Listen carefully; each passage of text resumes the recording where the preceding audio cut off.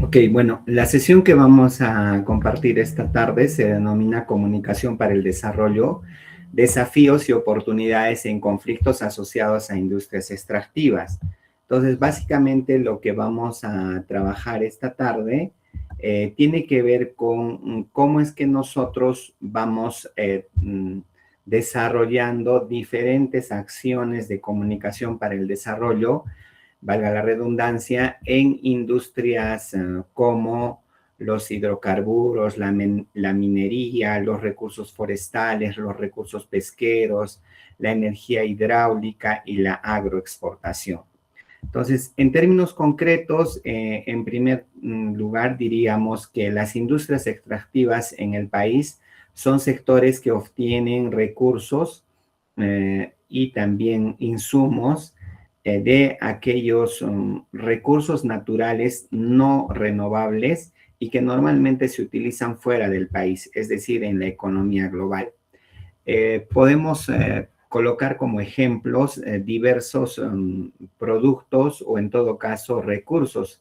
En primer lugar, los hidrocarburos relacionados con el gas, por ejemplo, en la región del Cusco, el gas de Camisea, el petróleo en la región norte del país. En el caso de la minería, tenemos mucho más empresas extractivas en diferentes regiones del país, ¿no? Que estas extraen oro, plata, cobre, zinc. Entonces, diferentes productos mineros que son exportados principalmente a Asia y a Estados Unidos de Norteamérica. En tercer lugar estarían los recursos forestales, básicamente el uso de los árboles para diferentes, digamos, productos, ¿no? Tanto para las viviendas como para la exportación directa y la posterior, digamos, elaboración de diferentes, digamos, productos terminados en la industria internacional. En el caso de los recursos pesqueros, también tenemos una gran cantidad de peces que cada cierto tiempo se reproducen y también de acuerdo a las leyes peruanas entran en veda para evitar la, digamos, eliminación de algunas especies de peces. Sin embargo, muchas veces también la pesquería informal, la pesca artesanal o incluso la pesca industrializada hace caso omiso a estos periodos de veda y entonces vemos disminuida la cantidad de peces tanto en, digamos, especies como en cantidad de kilos que se extrae del mar peruano.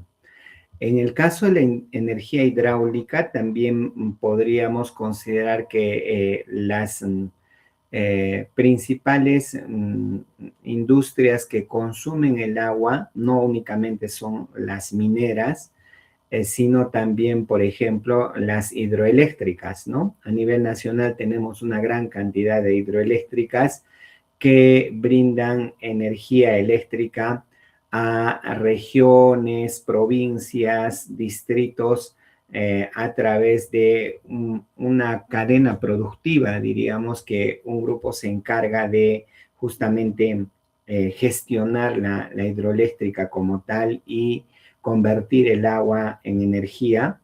En segundo lugar, hay otro grupo de empresas que se encarga de la traslación de ese lugar de producción hasta las zonas de consumo.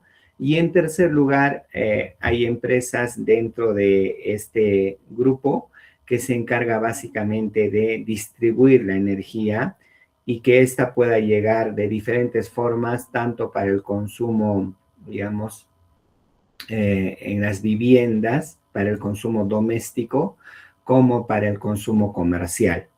Y hemos colocado también dentro de lo que son las industrias extractivas en el Perú, la agroexportación, en el sentido siguiente. Hay una gran cantidad de productos peruanos que se producen en ingentes cantidades justamente para proveer de estos a diferentes mercados internacionales. Entonces, en ese sentido, si bien es cierto, no es una actividad, digamos, extractiva de recursos no renovables, sin embargo, constituye por su característica y por la cantidad que se produce, una de estas actividades que estarían también dentro de este gran grupo. Bueno, luego, en segundo lugar, tenemos el reconocimiento de cómo es que en estas industrias extractivas, perdón, nosotros vamos a encontrar, digamos, unas formas de trabajo de la comunicación para el desarrollo. Es decir, cómo la comunicación para el desarrollo aporta en diferentes flancos a la sostenibilidad de las industrias extractivas. En primer lugar, en el frente interno empresarial. Por ejemplo, vemos que nosotros vamos a poder aportar desde la comunicación para el desarrollo a que haya una cadena de valor sostenida, es decir, un conjunto de actividades económicas se gestionan alrededor de esta industria extractiva. Y normalmente estas pequeñas actividades económicas, estas pequeñas, medianas actividades económicas que se gestionan como cadena de valor alrededor de la industria extractiva, son desarrolladas por pobladores de la zona de amortiguamiento, de la zona directamente vinculada a la explotación o a la zona de trabajo de la extractivo que se viene desarrollando. En segundo lugar, la comunicación para el desarrollo también apoya o ayuda a que los diferentes grupos de trabajo, equipos de trabajo de la empresa, de la organización, alineen sus criterios para poder aportar a una relación mucho más sólida y sostenible con los grupos de interés, pero también aporten a la reputación de la empresa. Entonces, un ingeniero civil, un ingeniero agrónomo, un ingeniero pesquero, un químico o de repente un antropólogo que trabaja en una determinada empresa de estas características, no necesariamente puede tener muy claro el tema de la reputación y las interrelaciones que se producen con los diferentes stakeholders. Justamente la comunicación para el desarrollo, el comunicador que trabaje en esta área, ayudará a que los demás profesionales, los demás equipos, alineen su trabajo a la cultura organizacional, básicamente para aportar en lo que es interrelaciones y reputación.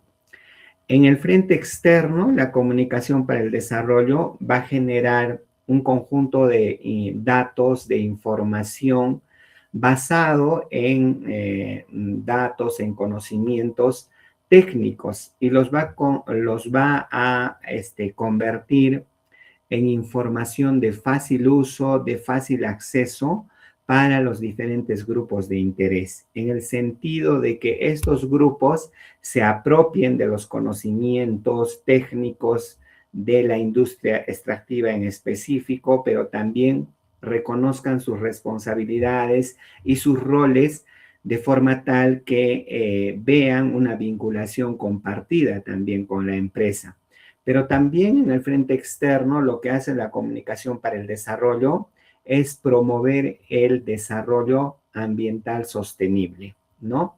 Por un lado el territorio, por otro lado las zonas de extracción, por otro lado también las zonas de amortiguamiento, merecen un trabajo más específico, denodado de parte de la empresa y también del Estado y de la sociedad civil para generar una sostenibilidad ambiental sostenida. Entonces, la información que se vaya a producir tiene que estar en esa línea.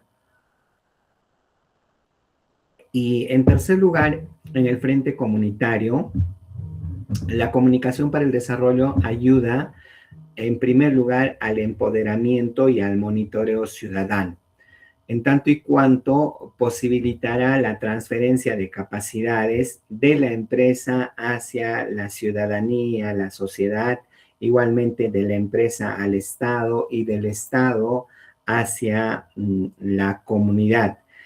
Además, también posibilitando que se aclaren, se definan en estricto las agendas de desarrollo y también se prevengan los posibles conflictos o los potenciales conflictos que podrían desarrollarse en un territorio determinado.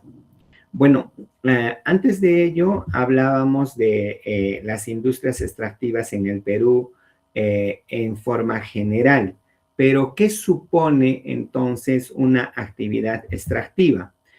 Para, digamos, vincular con lo que acabo de comentar relacionado a la comunicación para el desarrollo y los tres frentes en los que posibilita el trabajo que hace el comunicador social. Hay un conjunto de fases, diríamos alrededor de 4, que siempre van a estar presentes en el proceso de extracción. En primer lugar está la prospección, ¿no? Es decir, la empresa, los capitales privados, el equipo de trabajo inicial, hace un estudio en relación a los datos previos, a la información primigenia que tiene respecto de un territorio, para reconocer si en ese espacio hay la capacidad y la posibilidad de desarrollar una industria extractiva. Entonces, básicamente son balances, evaluaciones, diagnósticos previos que corresponden a la prospección. En segundo lugar está la exploración y evaluación, ¿no? Una vez que tenemos toda esa data, habrá un segundo grupo de avanzada por parte de los capitales privados, justamente para evaluar y corroborar esa información preliminar que se ha obtenido en el diagnóstico y por lo tanto se inicia con la exploración. Normalmente en esta etapa de la exploración también es donde se busca la licencia social de parte de las comunidades, distritos, provincias o ciudadanos que viven alrededor de la zona de exploración. En tercer lugar, ya cuando se tiene mucho más claridad y la data ha sido corroborada a través de la exploración, viene la construcción y explotación. Es decir, se dota de recursos, de logística, de infraestructura, de equipamiento a la zona donde se extraerá, ya sea recursos forestales, recursos pesqueros, recursos mineros o hidrocarburos, y esa construcción en paralelo también permitirá las primeras explotaciones y además también hacer una línea de tiempo para reconocer cuántos años demorará o en todo caso cuántos años durará la explotación. Normalmente son entre 25 y 30 años. Una vez que se concluye con esta tercera fase, se pasa a la última fase, que es la fase de cierre y poscierre. En esta fase es donde la empresa, el Estado y la comunidad deben poner bastante énfasis porque la idea es poder retornar a la situación inicial antes de la exploración y la explotación que ha sucedido en ese territorio. Entonces, fortalecer las zonas de amortiguamiento, reforestar las zonas, revisar y trabajar en torno a la limpieza de las aguas, del aire, la reconformación de la flora y la fauna, y también el hecho de que no queden vestigios de la extracción en tanto y cuanto, digamos, situaciones negativas para la vida de los seres humanos o de otros seres vivos que habitan en ese territorio. Entonces, fíjense, en primer lugar tenemos estas 4 fases que el comunicador social debe tener bastante claro, y luego entonces vienen estos 3 frentes que les comenté hace un momento atrás. Es decir, tanto en la explotación tanto en la exploración como en la explotación y luego en el cierre, los 3 frentes siempre van a estar abiertos. Entonces, el comunicador para el desarrollo debe trabajar tomando en consideración esas demandas de cada uno de los frentes, tanto del frente interno, institucional o empresarial, del frente externo, es decir, de la relación que construimos con algunos grupos, algunos stakeholders, y el frente comunitario, que es el más amplio, ¿no? Que es el más masivo. Bueno, entonces fíjense, los aportes de la comunicación para el desarrollo están súper claros. El tema es que cuánto nosotros como comunicadores sociales podemos responder a esas demandas y además también poner en marcha las diferentes propuestas, iniciativas y finalmente estrategias de comunicación de cara a esas demandas de las industrias extractivas. Entonces, en el nivel empresarial, el aporte de la comunicación para el desarrollo va a ser para la sostenibilidad empresarial. Esto parecería un poco raro, ¿no? Porque pareciera que estaríamos hablando de comunicación corporativa. Sin embargo, en las industrias extractivas es importante el retorno del capital invertido. Entonces, cuando hablamos de sostenibilidad y sostenibilidad empresarial, además del retorno del capital invertido, estamos hablando también de la posibilidad de que los equipos técnicos se queden y se consoliden en esa empresa y por lo tanto se desarrolle una cierta especialidad o especialización por parte de los profesionales in situ, es decir, en el centro de trabajo. Pero además también la sostenibilidad empresarial pasa porque no existan demasiados conflictos que imposibiliten una exploración, explotación o cierre adecuado. En el nivel del Estado y el territorio, la comunicación sirve para la sostenibilidad ambiental. Es decir, hay un enfoque territorial bien fuerte que nos permite a los comunicadores sociales reconocer cuáles serían esas mejores formas de lograr a la larga una sostenibilidad ambiental bajo los diferentes, digamos, principios y sellos de calidad internacional, pero además también haciendo partícipe tanto al Estado como a la comunidad. Entonces, no únicamente comprándose el pleito la empresa extractiva, ¿no? O la industria extractiva. Y en el tercer nivel, que es el nivel ciudadano y organizacional, es importante el empoderamiento social.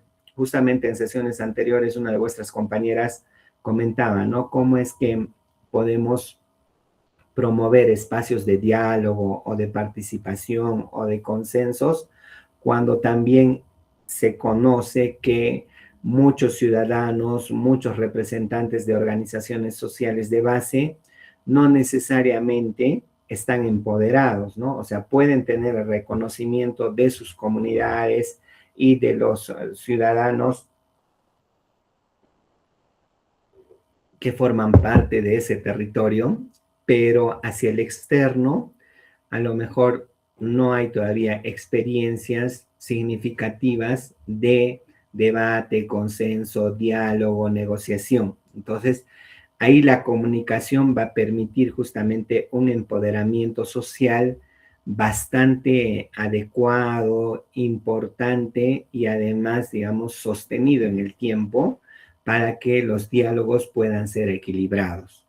Bueno, acá les ponía en esta diapositiva un flyer de una convocatoria del año pasado. Imagino que este año también van a volver a convocar del Profonampe, ¿no? Que es un fondo que promueve las investigaciones en conservación ambiental. Y fíjense, Esta convocatoria era hasta 10,000 soles en investigaciones de pregrado.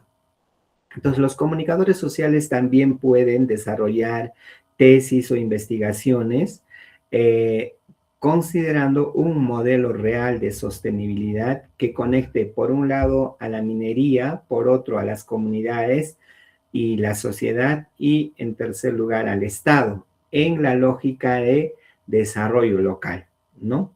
Entonces, fíjense, ahí también podemos encontrar una beta para profundizar estos estudios y que nos permitan también a nosotros licenciarnos como comunicadores sociales con bastante información y manejo de la gestión de conflictos, tanto a nivel de sostenibilidad empresarial, de sostenibilidad ambiental y empoderamiento social. Esta es una foto que quería compartirles, que es el proceso justamente de cierre de la mina Tintaya en Yauri Espinar. Fíjense ustedes, esta zona ha sido una zona de explotación minera durante 25, 30 años, y en esta etapa de cierre se busca justamente la reforestación de esta zona de trabajo o ex zona de trabajo.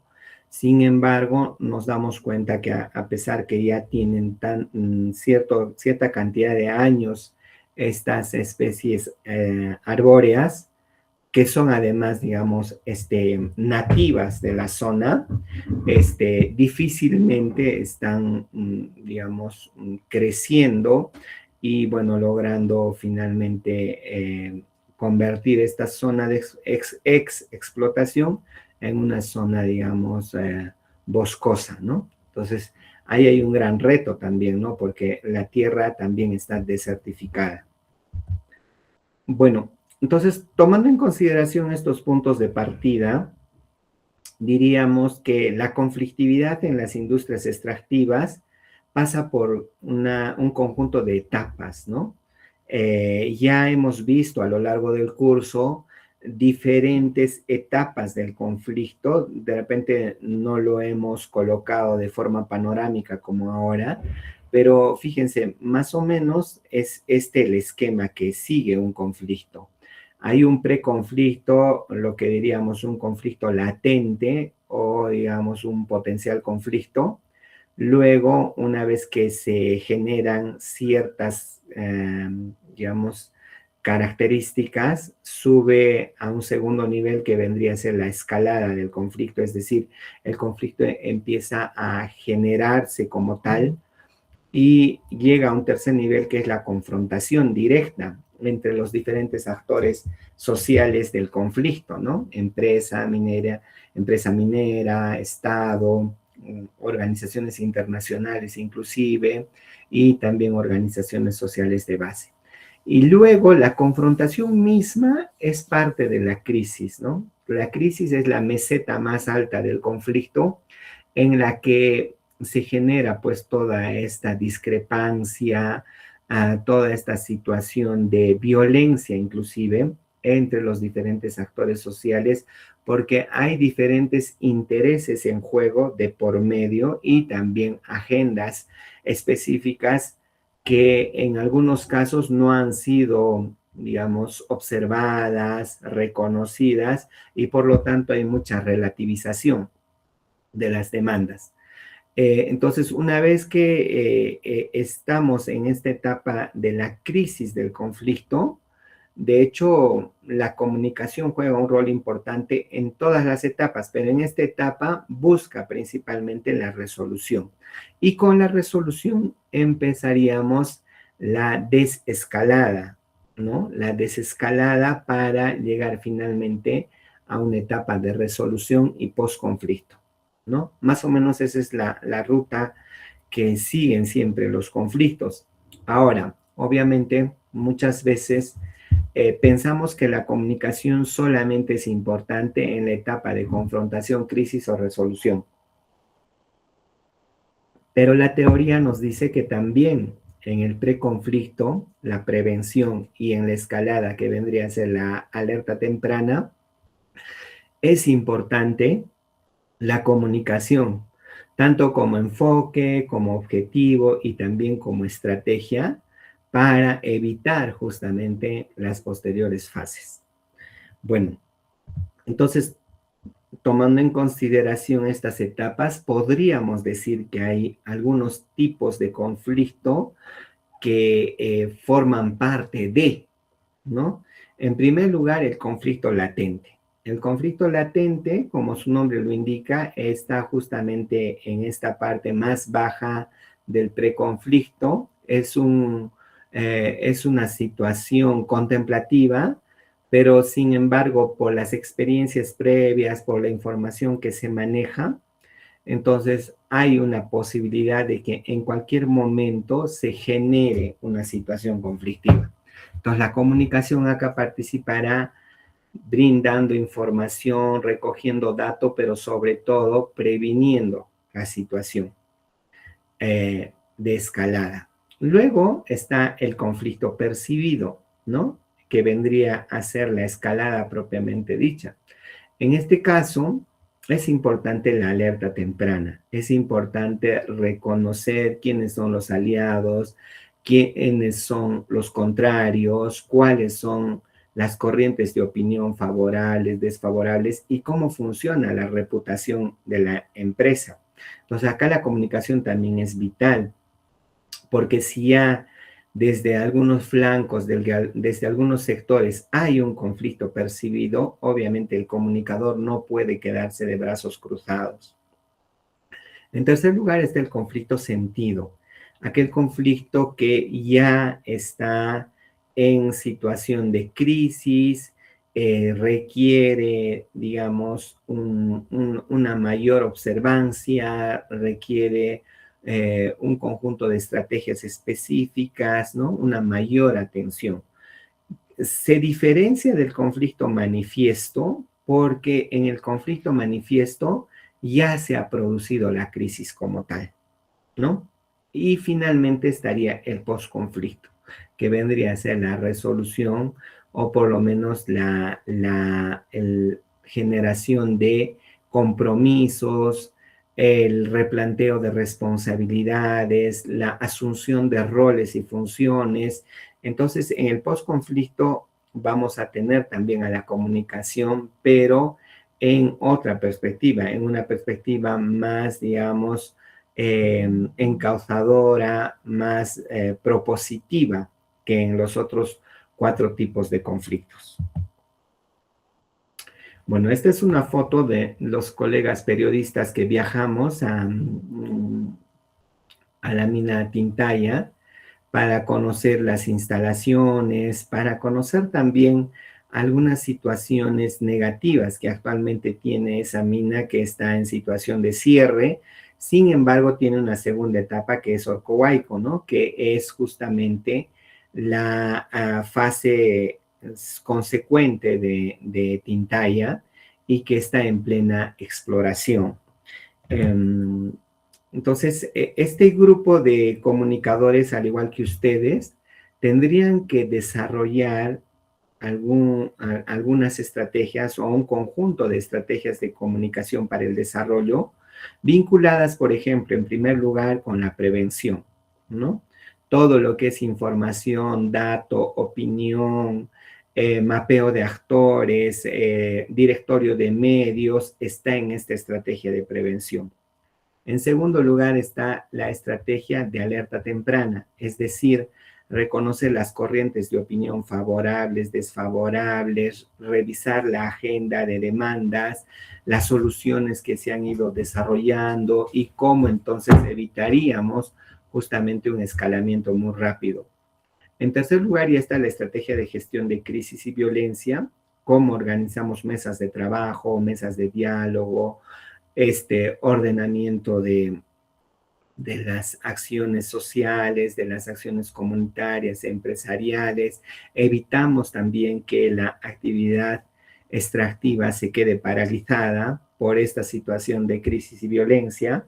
En cuarto lugar están las estrategias de negociación y diálogo, en el sentido de que necesitamos reconocer a los voceros clave en los diferentes grupos de actores, ya sea en el estadio, en la ciudadanía y también en la empresa. Entonces es importante este conjunto de estrategias de negociación y diálogo porque nos va a permitir primero prepararnos para esa etapa de negociación y diálogo y luego posibilitar esa negociación y diálogo de forma adecuada. Y finalmente estarían las estrategias de consenso, es decir, cómo recogemos la opinión de todos, cómo le damos viabilidad y cómo finalmente lo trasladamos en blanco y negro en un acta de compromiso, pero además también en un plan de monitoreo, ¿no? Porque muchas veces pensamos que con este punto del consenso concluye el trabajo del comunicador y no es así, ¿no? Tenemos que ponernos plazos y generar responsabilidades para que los compromisos realmente se cumplan. Bueno, entonces, de esa forma, más o menos trabaja la comunicación para el desarrollo. Primero, como les dije, vinculado a las industrias extractivas, brindando una asesoría, un soporte a los tres flancos, ¿no? Al flanco interno, al flanco externo y también al flanco comunitario. Entonces, más allá de que el conflicto exista o no. Y en segundo lugar, ya cuando estamos hablando de la gestión de conflictos propiamente dicha, obviamente vamos a encontrar un conjunto de estrategias comunicativas del desarrollo que nos permiten, digamos, trabajar no únicamente desde las relaciones comunitarias o desde la responsabilidad social y empresarial, que son, digamos, importantes, sino también desde la comunicación y generación de contenidos, relacionamiento con los medios, etcétera, que no es relaciones públicas, sino más bien comunicación para el desarrollo propiamente dicho.